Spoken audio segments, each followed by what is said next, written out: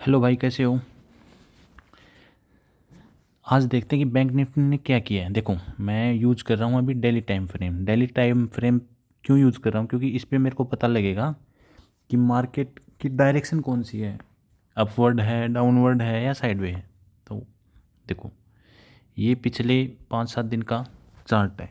तो इससे क्या पता लग रहा है कि मार्केट एक रेंज में फंसा हुआ है।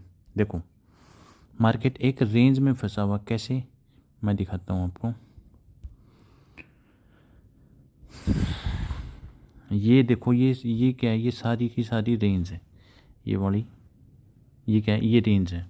अब या तो मार्केट अगर अप ऊपर जाना है मार्केट को, तो या तो ये वाली रेंज तोड़े ऊपर जाए, तब अपन को अच्छा मूवमेंट मिलेगा।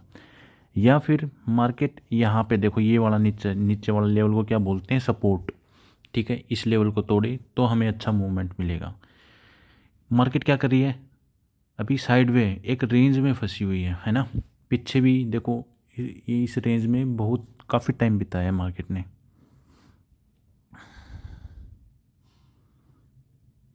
ठीक है, अब क्या है, अब अगर हम देखें कि क्या एक घंटे का चार्ट देखें, तो देखो एक घंटे के चार्ट पे क्या दिख रहा है कि पूरी की पूरी क्या है, मार्केट साइडवे है। ठीक है, पूरी की पूरी क्या है, मार्केट साइडवे है। ये देखो, एक ये 51,750 अगर मैं आपको लेवल बताऊं, देखो अब ऊपर की रेंज का लेवल खींच लेते हैं यहाँ पे, है ना। ये 51,800। और नीचे का अगर मैं आपको बताऊं, तो ये हो जाएगा रजिस्ट सपोर्ट। ठीक है जी। अभी देखो, मार्केट 18 तारीख से आज तक इस रेंज में फंसी हुई है। ठीक है,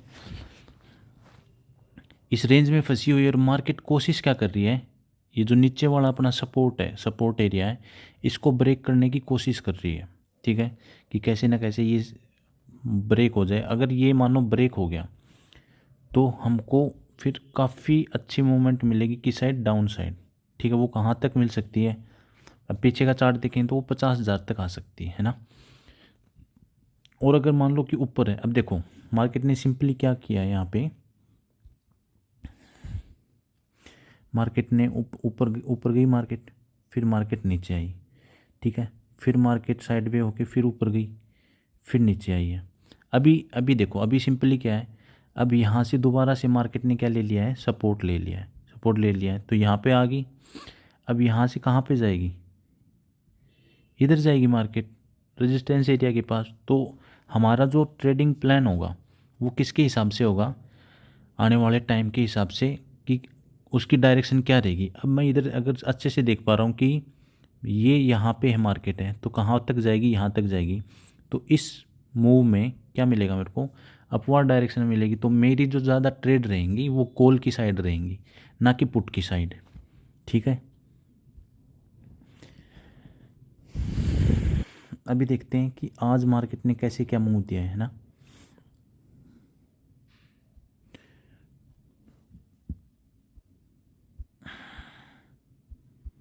ठीक है जी, मैं एक बार ये ड्राइंग हटा देता हूँ। ठीक है जी, अभी आपको साफ दिखाई दे रहा होगा।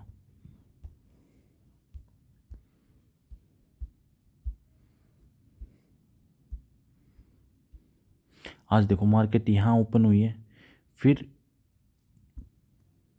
देखो ये रेंज थी, इस रेंज को मार्केट ने तोड़ा है। ठीक है, ये 2 दिन की रेंज बनी हुई थी, ये देखो यहाँ से ये वाली रेंज बनी हुई थी 2 बार। तो तीसरी बार में क्या किया मार्केट ने, अपनी यहाँ से रेंज तोड़ दी तो इधर हमको मूवमेंट मिल गया। ठीक है, अब देखो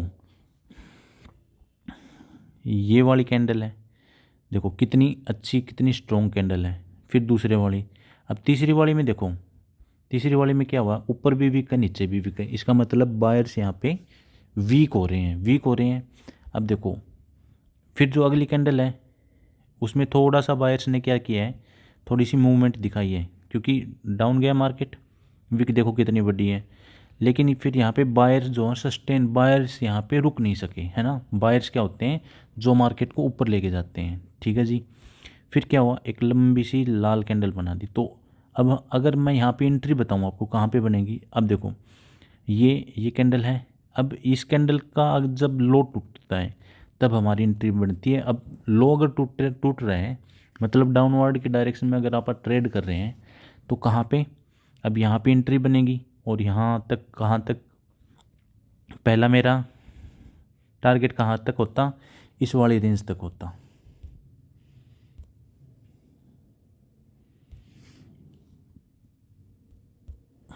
ये जो रेंज है ना, मैं आपको दिखाता हूँ,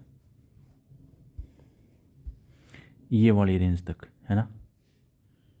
अब अगर रेगुलर में मार्केट ने इस रेंज को भी तोड़ दिया तो फिर मैं थोड़ा सा नीचे और होल्ड कर लूँगा, या मैं अपने जितने भी मेरे को चाहिए 50 60 40 45 पॉइंट काफ़ी होते हैं, मैं कैच करके मार्केट को बंद कर दूंगा। फिर मार्केट ने क्या किया, फिर मार्केट ने बिल्कुल टाइम पास किया है। अब देखो ये वाला जो एरिया है इसी को फॉलो किया मार्केट ने, है ना। बाद बाद में आई, दोबारा आई है, ठीक है। तो अब कल के लिए क्या प्लान कर सकते हैं, कल के लिए अगर मान लो कि गैप अप खुलती है, ठीक है, गैप अप खुलेगी तो मार्केट कहाँ तक जाएगी। पहला टारगेट क्या होगा मेरा, यहाँ तक का, ठीक है। कितने पॉइंट्स हैं ये, मान लेते गैप अप खुलती है और कितने पॉइंट हैं यहाँ पे, 500 पॉइंट भी छू के आ सकती है यहाँ तक, है ना। मार्केट का तो वैसे कभी किसी को नहीं पता है, लेकिन हम क्या है, प्रोबेबिलिटी के बेस पे चलते हैं कि हाँ, हम मैक्सिमम अगर एनालाइज करते हैं ना, तो हम अगर मान लेते हैं कि 55-60% भी अगर ठीक होते तो हम मार्केट से पैसा बना लेंगे। ऐसी कोई बात है नहीं, मार्केट से पैसे बनते हैं, खूब कमाते हैं। लेकिन अगर मान लेते हैं कि मार्केट डाउनवर्ड जाती है ना, गैप अप या गैप डाउन खुलती है, गैप अप का तो मैंने बता दिया। अगर गैप डाउन खुलती है मार्केट, तो फिर हमारा क्या प्लान रहेगा, फिर देखो जी क्या प्लान रहेगा। गैप डाउन खुलेगी तो अपने कल आज वाले लो, ये जो लो है इस लो को टच करके आएगी, ठीक है।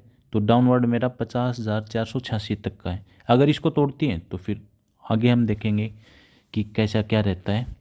तो ये है, तो अगर गैप अप खुलती है, देखो सीधी सी बात है, अगर इस लाइन के ऊपर मार्केट रहती है तो फिर मैं किस में ट्रेड करूँगा, मैं कॉल में ट्रेड करूँगा, मार्केट की डायरेक्शन में अपवर्ड, ठीक है। और अगर इसको ब्रेक कर देती है तो फिर मार्केट ऊपर ही जाएगी कई दिनों तक, या नया हाई भी लगा सकती है। तो आई होप आप सभी को समझ में आ गया होगा। Thank you.